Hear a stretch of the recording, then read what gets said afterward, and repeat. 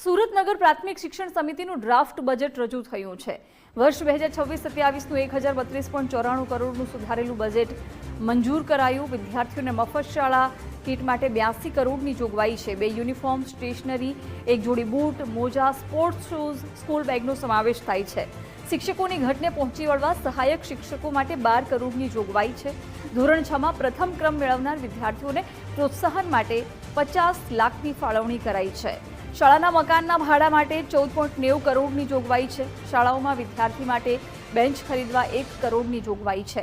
સમિતિની શાળામાં વિજ્ઞાન પ્રયોગશાળા માટે 50 લાખની જોગવાઈ છે। શાળાઓમાં વાલી દિનની ઉજવણી માટે 50 લાખની જોગવાઈ છે।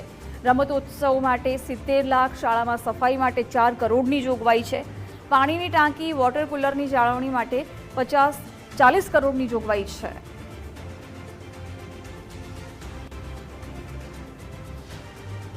નગર પ્રાથમિક શિક્ષણ સમિતિનું 25-26ના મૂળ બજેટ 1103.15 કરોડમાં કુલ 90.25 કરોડના ઘટાડો કરીને 1012.90 કરોડનું સુધારેલું બજેટ મંજૂર કરવામાં આવ્યું છે। સ્કૂલના લગભગ 49 શાળાનું બાંધકામ અગાઉ ચાલુ કરવામાં આવ્યું હતું અને હવે 115 કરોડના બાંધકામોનું ખાતમુહૂર્ત અને ઓપનિંગ ટૂંક જ સમયમાં કરવા જઈ રહ્યા છે।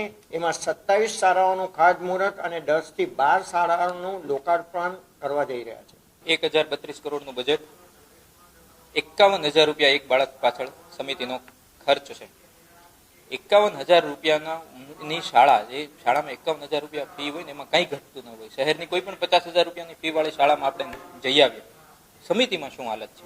સમિતિમાં એ હાલત છે કે આજે પણ 1300 જેટલા કાયમી શિક્ષકોની અછત છે। 163 શાળાઓ એવી છે કે જે 10 થી ઓછા શિક્ષકોથી ચાલે છે। 49 શાળાઓ, 163માંથી 49 એવી શાળાઓ છે કે જે તો 6 થી ઓછા શિક્ષકોથી ચાલે છે।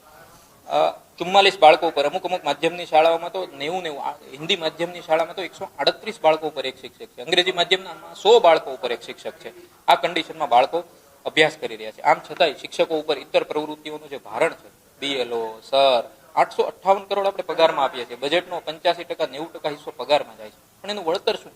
છેલ્લા વેકેશન પછી જે શિક્ષકોના 50% શિક્ષકોના BLOના ઓર્ડર છે એ સ્કૂલમાં ગયા નથી। વેકેશન પછી બાળકો ભણ્યા નથી। 50,000, 51,000 ખર્ચ કર્યા પછી આ સ્થિતિ છે।